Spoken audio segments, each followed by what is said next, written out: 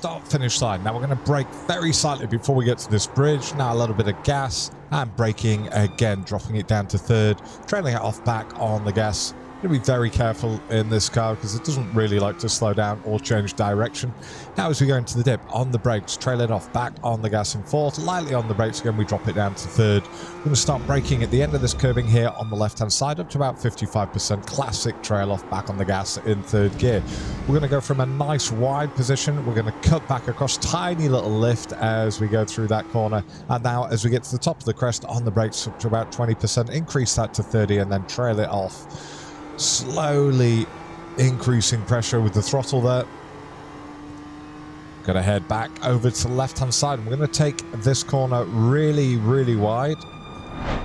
So on the brakes up to about 60%. We're going to go all the way out here. We've dropped it down to third. Now we're going to ease off the gas and then get back on it. So it is going to be tricky in a race if you're defending for position, taking that wide line, but it is the fastest way. Lightly on the brakes as we go through 13 and just a lift through 14.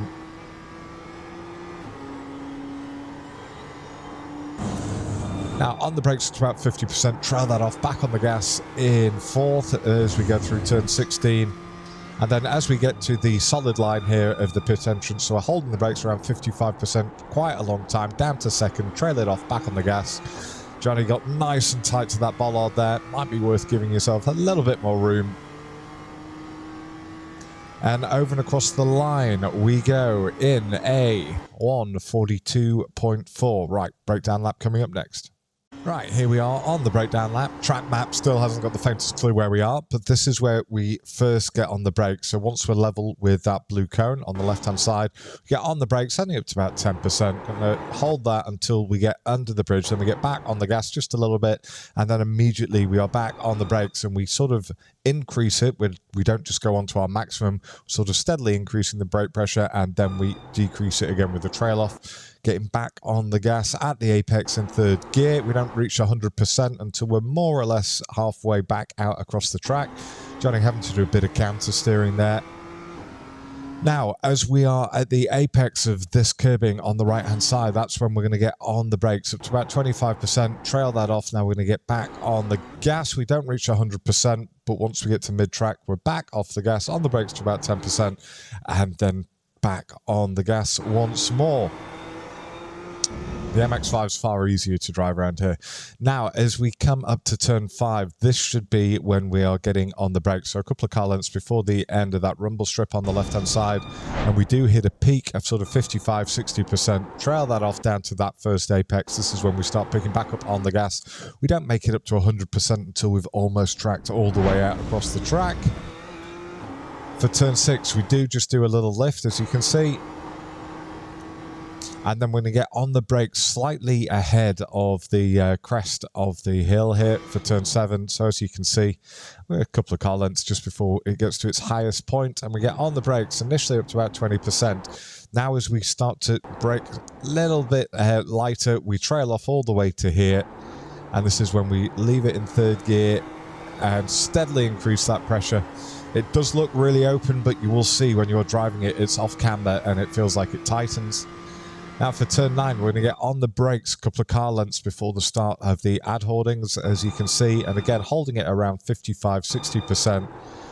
We're going to totally ignore that first apex. I'm going to trail off the brakes all the way through until this white line. Now we're going to start increasing the gas in third, but to then get rotated, this is when we're going to drop it down to almost nothing and then start picking back up once we're getting close to the second apex on the right-hand side.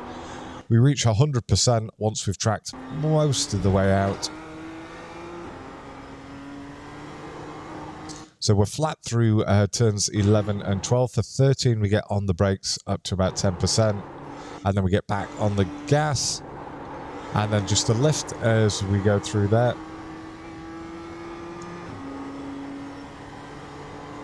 Right, the final bit of braking before the final corner is more or less exactly where I am here. So just to show you, if you see those tires on the left hand side, it's when you are actually level alongside them. So this is where we start braking, and to my left I can see the tires in my left hand triple. Obviously if you don't have that left hand triple, it might be more difficult.